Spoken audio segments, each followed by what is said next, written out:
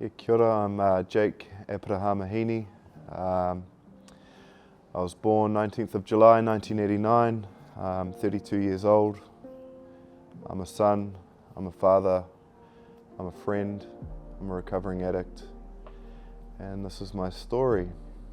Yeah, so I grew up in the central suburbs of Auckland. I went to Point Chef Primary. Some of the best days of my life, my best memories are there. Being a kid, zero responsibilities apart from having fun.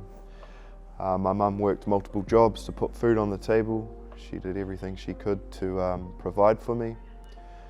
Being an only child, I was very spoiled.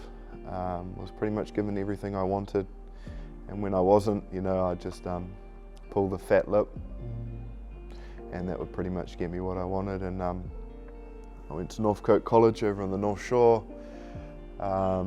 I guess I just went with the flow, and I was kind of pressured by others that I was surrounded by, being my friends, and my grades started to drop. I started to wag because everyone else was wagging, and the whole time, my mum's still working multiple jobs, or working over 12 hours a day to put food on the table and pay rent. And here I am, the spoilt little boy that I was, just acting out and making a mockery of everything. I dropped out of school when I was 15. By then I was smoking cigarettes, and I'm pretty sure I had tried weed a couple times, and life was on my terms, on my will. And by the age of 16, I had smoked weed, tried ecstasy, done a few trips. I would drink till I drop, drink till I black out. I was already known in the court system, and I ended up in boys' home. Here I am, like a spoilt only child, raised by his mum, pretty much a teddy bear, surrounded by boys that have had it a lot harder than me.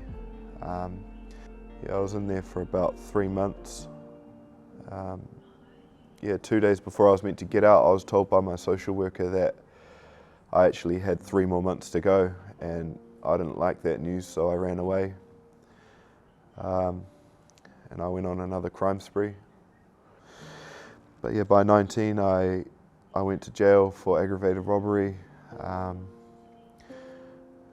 was under the influence of alcohol, methamphetamine, and I was a very dark boy/man. I was given 6 months imprisonment and 9 months home detention. I spent my 21st birthday on home detention. The whole time struggling with my addiction. I got stoned every day. I did a few rehabilitation programs throughout. I wasn't really there to learn, I was just there to tick boxes, and it didn't really work. Well, there wasn't any religion in my life. I always looked at my mum like a hippie, she was real spiritual. She danced real funny, she was quite embarrassing. But there was never a God in my house. Back on mum's couch. Once again, back on mum's couch. No direction, not knowing what to do, eating all the food in the pantry, and expecting her to look after me. Being a mama's boy, only child. And a friend came over for a cup of tea, and she was in recovery, and she had quite a bit of time up, I think, a year or two. And she pretty much looked at me and said, "Bro, you're not looking good." She said, "You need help, you should come to a meeting." And I didn't know what a meeting was, but I was sick of sitting on the couch, and I smoked cigarettes at the time, and I had none, and she had plenty. So I said, if you supply the cigarettes, I'll come to a meeting. So I went to a meeting. It was on a Monday night, 7 p.m. out Massey. Well, throughout my addiction, I lived through many rock bottoms. They say, rock bottom is below the basement, and you can just keep digging, and that runs true for me. My recovery journey has been one of relapse.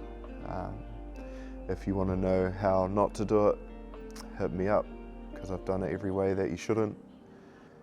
My rock bottom was 26 months ago. 26 months and 8 days ago was my rock bottom. I was in a really toxic relationship. I was really toxic. I'd missed my daughter's 7th birthday party. I was a mess. I'd ripped off all my friends, ripped off all my family. I just had no hope. I was hopeless. I had nothing. I remember I reached out to John because I'd stolen my mum's car and spent all my money at the casino, and I couldn't get the car out of the car park. So I called John and I told him, and he came and rescued me. And looking back, John, you enabled me there a little bit, mate, but you know, Mum got her car back and I got out to use, but I wasn't ready. And I remember John looking at me when I was in the car, like thinking, oh, he's judging me, you know, like, but John never judged me, you know. He was a good man. He is a good man. But I think he was looking at me and saying, he's not ready. And he was right, if he was thinking that. I don't know what you're thinking, John, but I wasn't ready. I had to dig a little deeper. And I did. I dug real deep, and yeah, I'd ripped everyone off. I was in a state. I was gaunt, I was skinny, I was messy, I was a shell of a man. I had no confidence. I would hide in the darkness, you know. I just had no faith in myself. I was broken. And I remember telling my old associates, you know, my old friends, the ones I'd hang around with, I'm going to get an Airbnb on K Road to clean up. You know, it wasn't an Airbnb, it was a hostel. But it was on the Airbnb website, but it was dingy and dark, and it wasn't the right place to clean up, and I just went harder.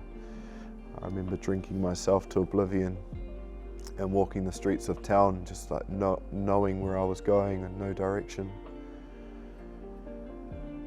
Yeah, I was under the influence of Waz back then, that fantasy drug, and I remember pouring myself a drink and saying, hopefully this is the last one. You know, hopefully I don't have to live this life that I live any longer. Hopefully this will take me out. And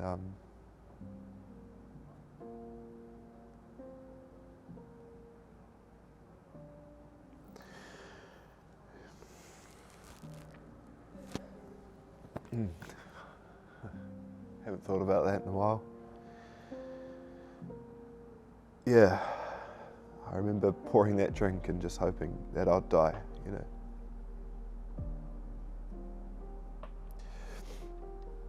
I drank that drink and I hit the road and I went on my non-jolly way, and I ended up on Hopetown Bridge, top of Spaghetti Junction, on the railing, with my legs dangling over, looking down, you know, like seeing the cars hoon past, just out of my mind, just like, oh, smoking a cigarette, you know, like thinking, just drop, just let go, it'll all be over. I remember I had my foot in between the poles, you know, like that was my only grip on life, you know, like holding on. And everything was just free to fall, and I was so out of it. They say higher power moments, they say God moments. It was a moment. A car tooted behind me. Yeah, I was so out of it, and I heard this, "Oh, Jake, you egg." I went, oh, and I turned around, and you know, and my first meeting was in Massey, 7 p.m. on a Monday night. And there was a guy at that meeting who had a bit of clean time up. And you know, here I am, about to end my own life. And that guy was the one beeping and saying, "Jake, you egg, what are you up to?" And he wasn't clean, but he was there. And he saved my life, you know. He literally calling me an egg saved my life. I hopped in his car. He offered me a deal because he wasn't clean. I don't think I understood that he saved my life, and I don't think he understood that he saved it either, but I went back to my dingy Airbnb/hostel. I didn't have much drugs, pretty much had nothing left, and the daylight came.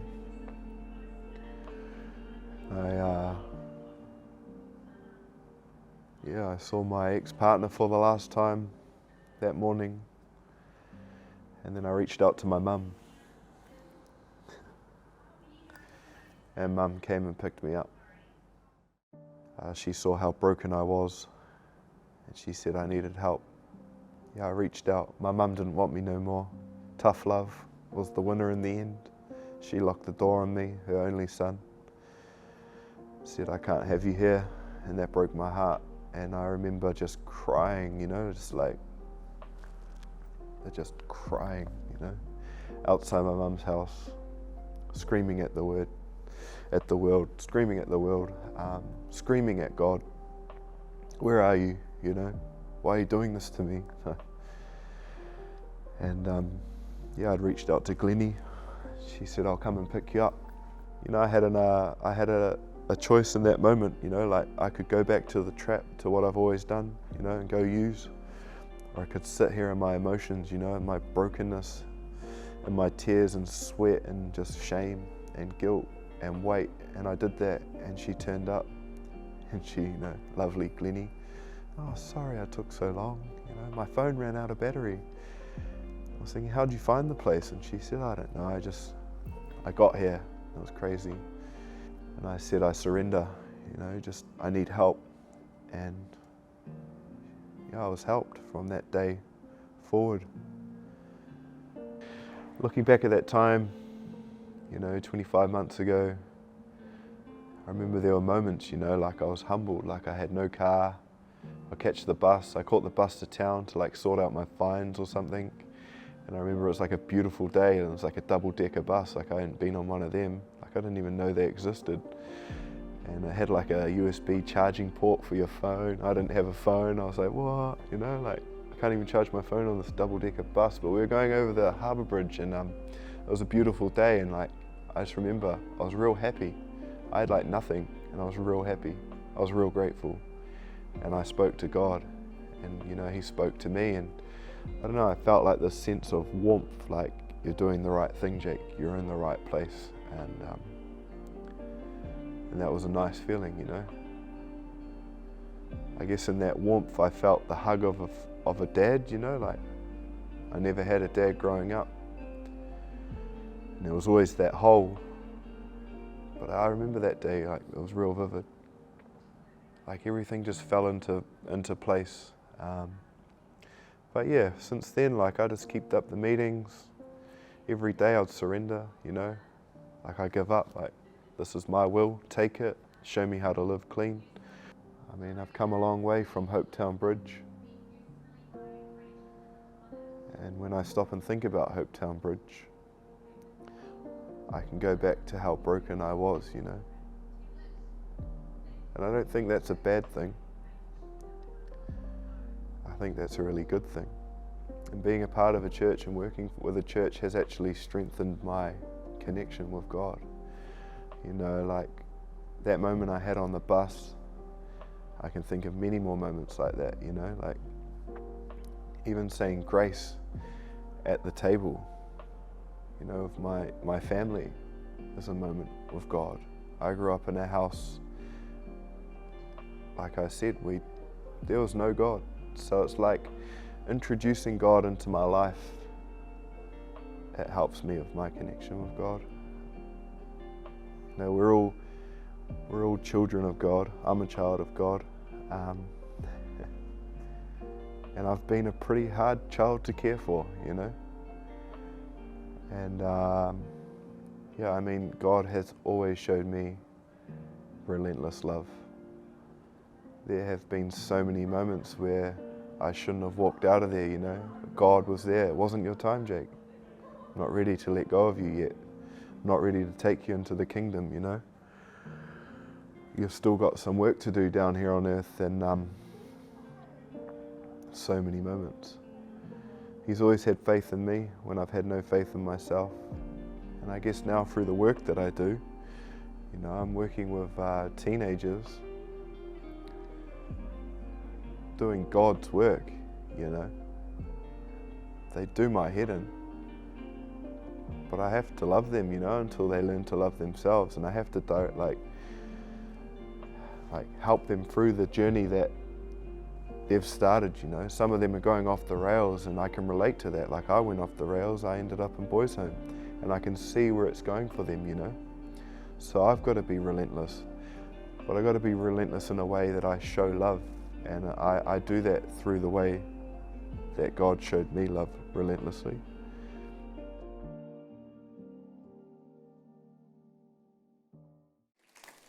Wow. Jake's sitting over there. And isn't that powerful? His story. Can we just celebrate where Jake's come from and where he is today?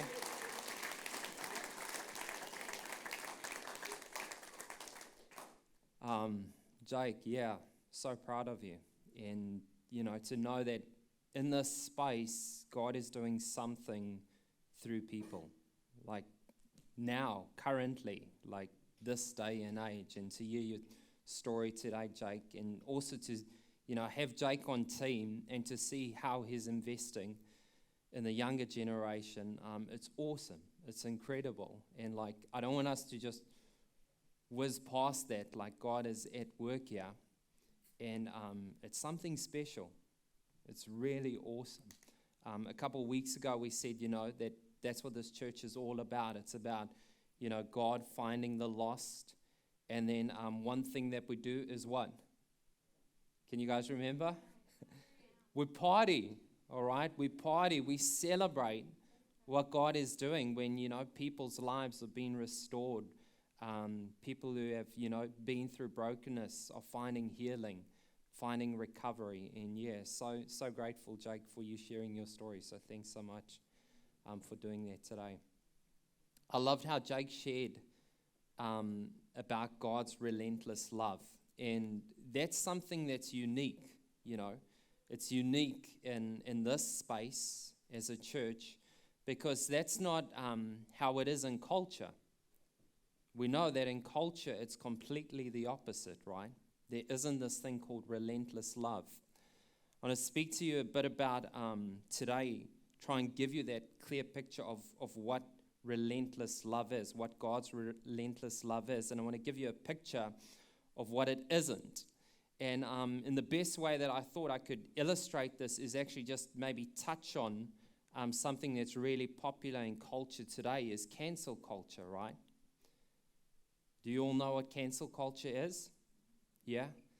If you don't or you haven't heard about it, here's a definition. It says that cancel culture is this popular practice of withdrawing support for or canceling public figures or companies after doing something offensive or deemed so. Man, I've been part of this various times. It kind of feels like if a person or an organization makes one bad choice or says things the wrong way, they will possibly be publicly ostracized and ganged up on. And they'll be shut down and shut out. Think with me quickly.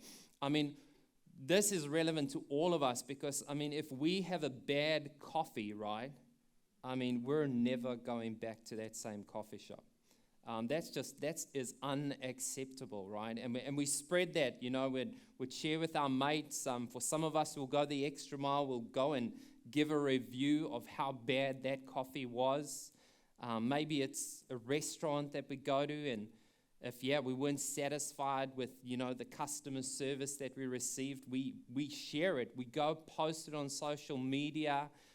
We give them a bad rating. And we're all involved in some way in cancel culture, right?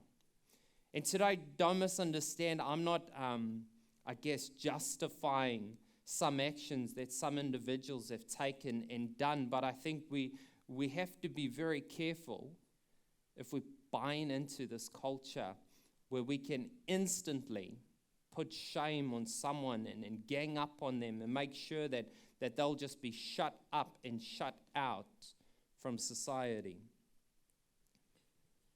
A guy called Sean C., he writes a few unwritten rules in the context of cancel culture. These are totally made up. There's no science behind this, but listen to what he shares, and I think we can relate with this, that cancel culture kind of has these unwritten rules. Number one is we define you at your worst. We'll define you at your worst. Number two is we'll publicly shame you. And I mean, we have the platforms today, right? Instantly, right now. I mean, I guess if I say one word wrong or that you don't like, you could publicly right now, instantly put it on social media and let it, go off. We are justified also in saying awful things about people. And we're justified in doing that because, I mean, they've done wrongful things, right? They haven't served us well. Another unwritten rule is your negative past is always present. It's always present. It lingers, No matter what they did in the past will always be present. Every positive thing that you've done before is now nullified. It's just forgotten. And one strike and you're out. And another unwritten rule is we want to shut you up and shut you out forever. I mean, we've seen this. We've seen this with some high-profile people. I've seen this with a sports team that I was really passionate about supporting, and something happened in that team, and honestly, like I all my support just went totally against them just for one thing that had happened. We tend to buy into these unwritten rules of cancel culture. But today I want to speak about that because Jesus has a completely different way of how he handles culture. He's got his own cancel culture. You see, the way Jesus interacts with our mistakes, with our shortcomings, are so important, and they're completely different from culture.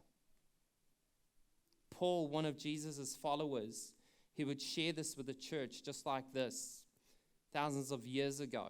He would try and help Jesus' followers to understand who they are and their responsibility in society. And he shares this passage that I want to share with you today. It's found in Galatians. He's speaking to the church there. And this is what he says in Galatians 2 and from verse 13. He says, "You were dead because of your sins and because your sinful nature was not yet cut away."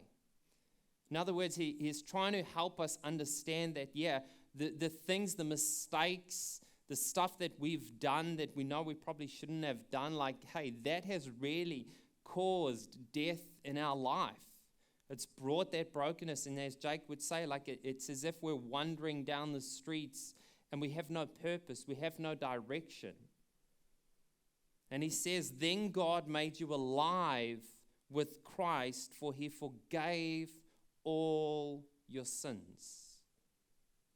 I'll read that again. Then God made you alive with Christ, for he forgave all your sins. You see, when we are stuck in our brokenness, when we're stuck with the wrongdoings and the mistakes and the sin that we intentionally commit, all right, that's when God showed up and he sent his son. And as Jesus follows, we believe that, hey, through Jesus' death and most importantly, his resurrection, we actually have freedom. We don't have to hold on to that guilt or that shame like cancel culture does. In verse 14, he says this. He says, hey, this is what God did. He canceled the record of the charges against us, and he took it away by nailing it to the cross. In other words, if you want to understand Jesus' cancel culture, what he does is he takes every single thing that we've done wrong in the past, in the present, and even in the future. Think about it. If you were jotting down all those things, the things we've said, the way we've maybe gossiped about people, the motives that we have that are really destructive, all that stuff, every way we've maybe hurt someone, all that junk that we've done, if we write that all down, you see, Jesus, what he does is he cancels that out.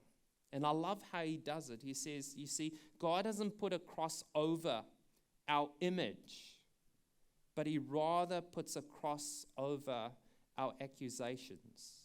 He puts a cross over that list, and he says, hey, I'm not going to bring you down in your image, but I'm going to pay the price for those sins.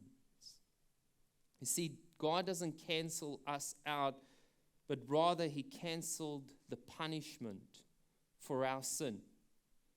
And then Paul will finish it like this. He says, in this way, he disarmed the spiritual rulers and authorities. He shamed them publicly by his victory over them on the cross. You see, what Jesus did on the cross then, actually, he brings shame to the enemy.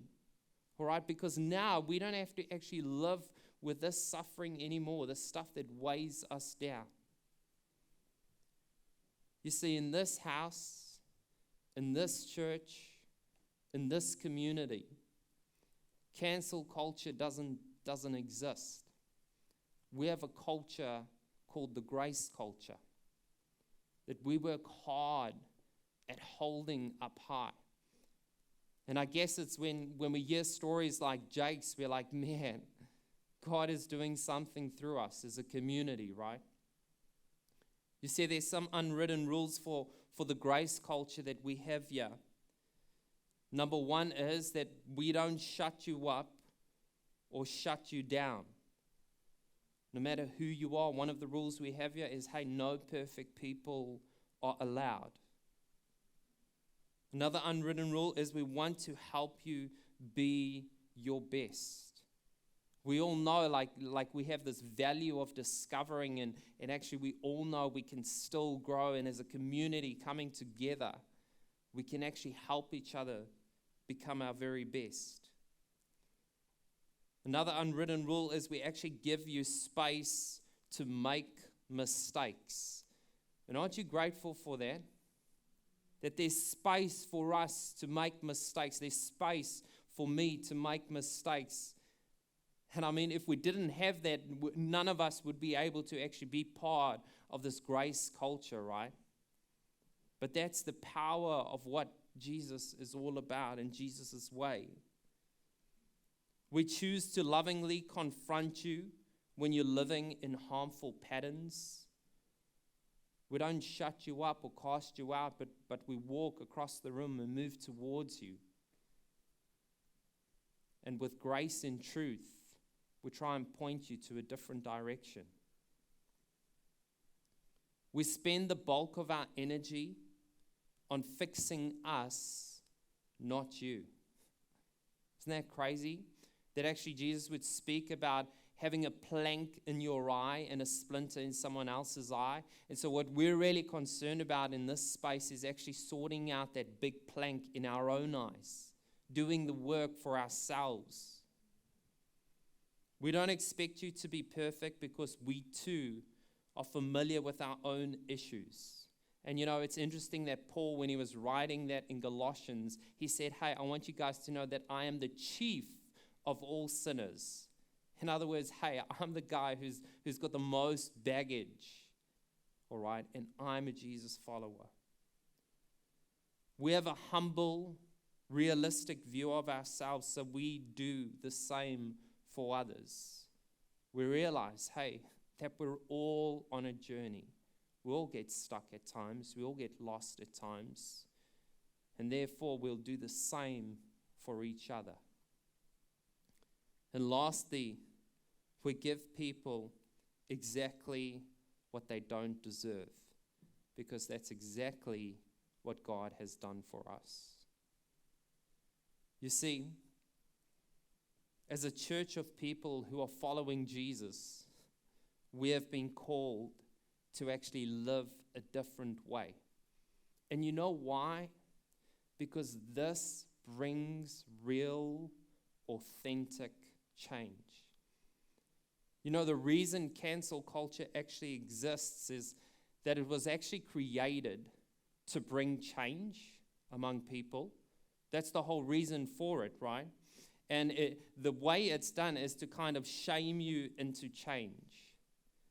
But what it really actually creates is just people who are hiding, right?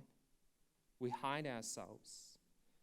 But as Jesus followers and under the umbrella of a grace culture, we know that actually grace changes us from the inside out. It's an authentic, a real change that comes from the inside out. Hey, I'm going to invite the team to come up as we end today. We're gonna sing some songs, but I just want to share two last things. And the first is this today. Maybe you've sat in here and you've listened to Jake's story. And today, as you've listened to Jake's story, hey, you feel like actually you've been cancelled out.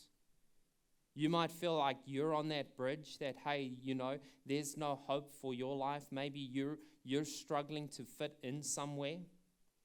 I want you to know how God's relentless love looks for you.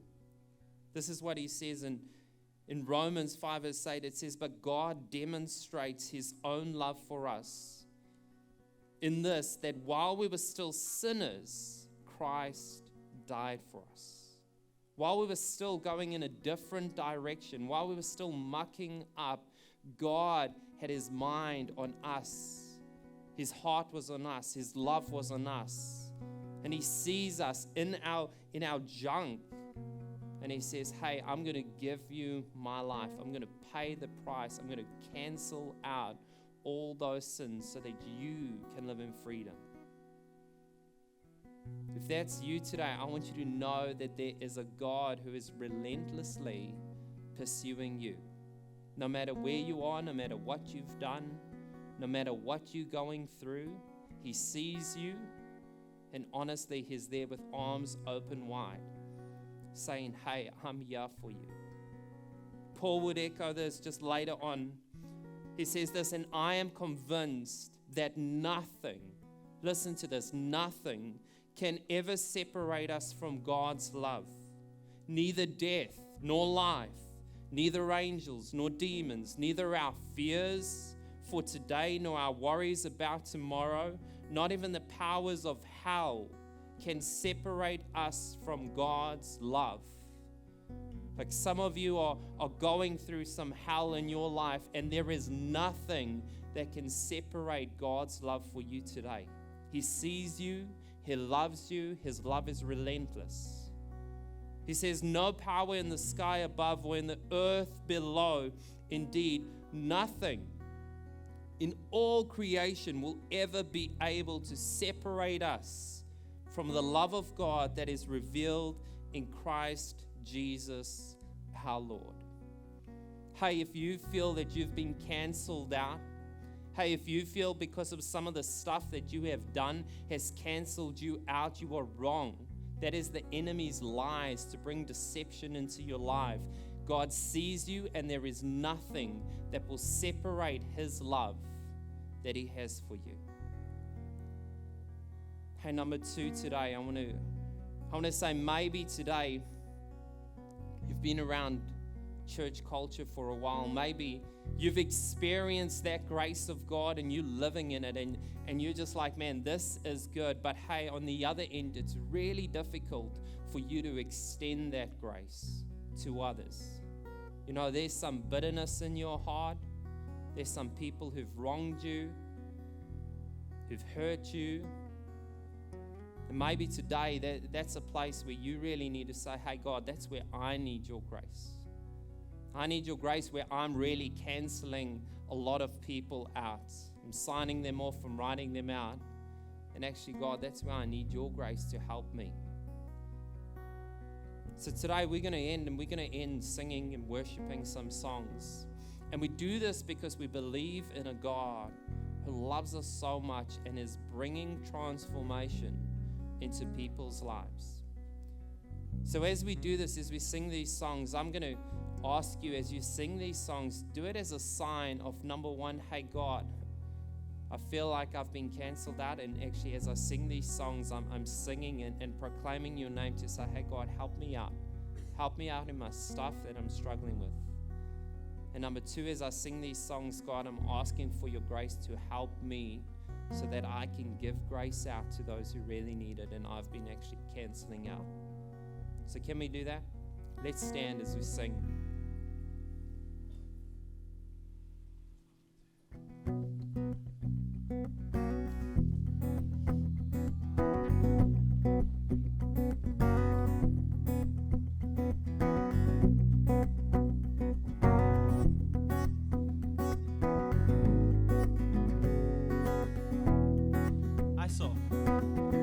I saw Satan fall like lightning.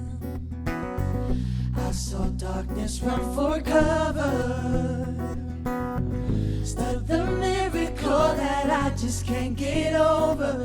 My name is registered in heaven. I believe in signs and wonders. I have resurrection power. Yes, I do. Still the miracle that I just can't get over. My name is registered in heaven. My praise belongs to you forever. This is my testimony from death to life. Since grace rewrote my story, I'll testify. By Jesus Christ the righteous, I'm justified. This is my testimony. This is my testimony.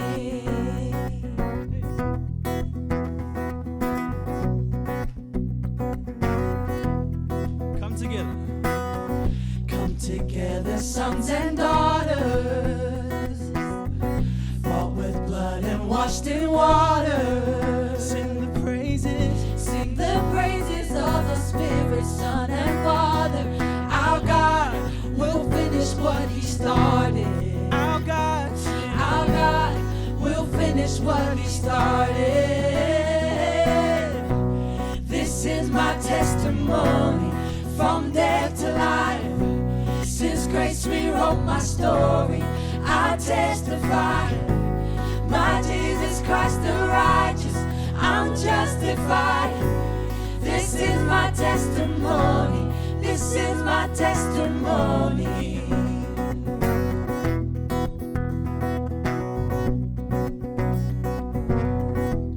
If I'm not dead, if I'm not dead, you're not done. Greater things are still to come. Oh, I believe. If I'm not dead, you're not done.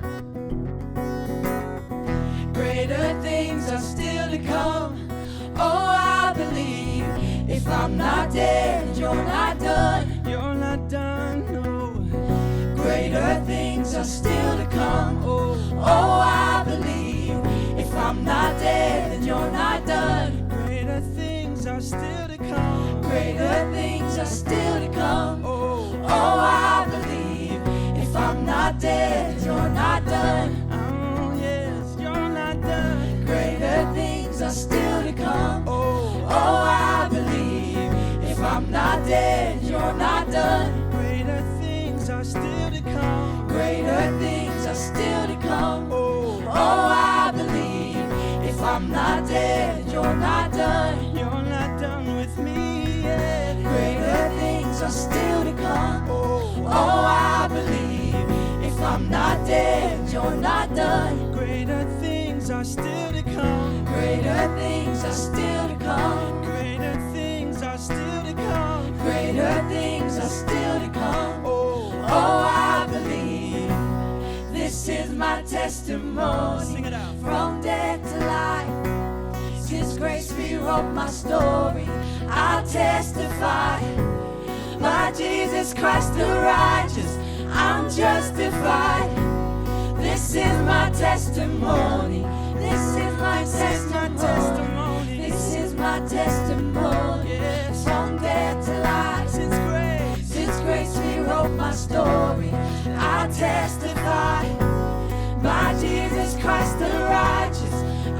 justified. This is my testimony. This is my testimony. This is my testimony. From death to life. Since grace rewrote my story, I'll testify. My Jesus Christ the righteous, I'm justified. This is my testimony. This is just the voice. This is my testimony. This is my testimony. From death to life. Since grace rewrote my story, I'll testify. My Jesus Christ the righteous. Yeah. I'm justified. This is my testimony. This is my testimony. Sing it again. This is my testimony. from death to life. Since grace rewrote my story, I'll testify.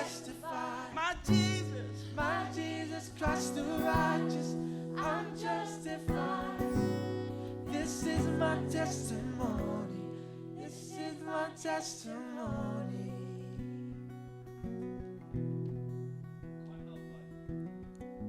Today that, someone in this building is really having a hard time in life, and maybe you're barely hanging on. Maybe it's got to do with your relationships. Maybe it's got to do with your work environment. Maybe it's got to do with your addiction struggle. Maybe for you, it could be you actually know God. You know the theology about God, but it feels like God is just 1,000 miles away from you. I just want you to know that some of the gladiators of the faith, some of those who was closest to Jesus, struggled with their spiritual groove at times. Like at days they would be face down on the floor and they'd be praying prayers saying, Jesus, help me to remember that it is not about my capacity, but it's about your compassion. It's about your character. It's about your kindness. Hey, today, don't leave this place deceived by the enemy's lies. There is always hope. If you're hanging on the side of the bridge, there is always hope. There is always hope. This week, Zolz and I were reading our devotional together, and the devotional was speaking about having your palms up. And it said that if you have your palms up like this, it's really hard to get defensive. And so I said, let's try it, Zolz. So Zolz had her palms up, and I was trying to be as mean as I possibly can without her getting defensive. But today, I want to encourage us to maybe put our palms up. If you're uncomfortable with that, you don't have to do that. But I don't want you to leave today the same way you came in. And I want you to have a personal moment with God where you actually express and say, hey, God, I really need your grace. You know my situation. And as a sign of doing that and not being defensive, I'm going to encourage you as we sing this next song to actually just have your palms up and say, hey, God, here I am, broken Wesley. Just give me the grace that only you can give, that can fill my spirit up, that can help me to live a life of grace. So can we do that? We know that our God is faithful. And in this time, as we sing this song, just between you and God, say that prayer. May these lyrics be your prayer today, and just a posture of, hey God, I'm receiving and I'm receptive of what you want to bring into my life today.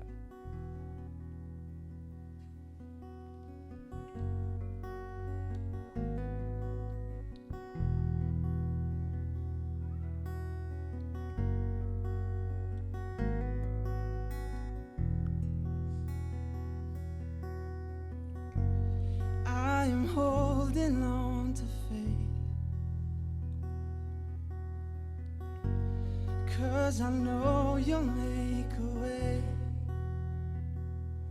I don't always understand, I don't always get to see, but I believe it, I will believe it. So you make mountains move, you make giants fall, shake prison walls, and I will speak to my fear. I will preach to my doubt that you were faithful then. You'll be faithful now. I am standing on your word. I'm calling heaven down to earth, and you will find my enemies, and this will end in victory. Yeah, I believe it. Yeah, I believe it. 'Cause you make mountains move, you make giants fall, and you use songs of praise to shake prison walls. And I will speak to my fear, and I will preach to my doubt that you were faithful then. You'll be faithful now. 'Cause you make mountains move, you make giants fall, and you use songs of praise to shake prison walls. And I will speak to my fear, and I will preach to my doubt that you were faithful then. You'll be faithful now. I know you never fail. Oh yes, I know you never will. Oh yes, I know you never fail. Oh yes, I know you never will. 'Cause you make mountains move, you make giants fall, and you use songs of praise to shake prison walls.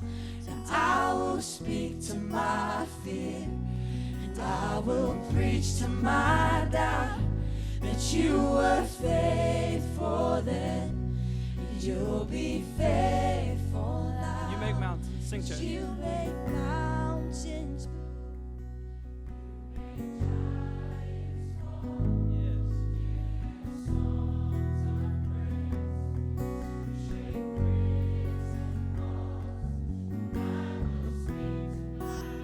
Hey.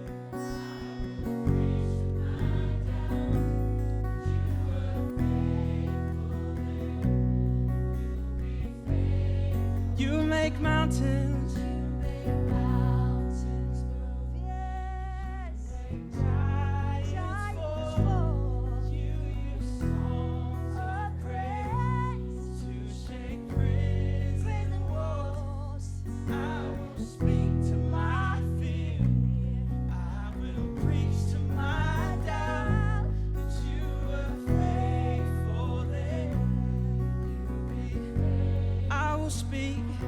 Said I will speak to my fear, I will preach to my doubt that you were faithful then. You'll be faithful. One more time. I will speak. I will speak to my fear, I will preach to my doubt that you were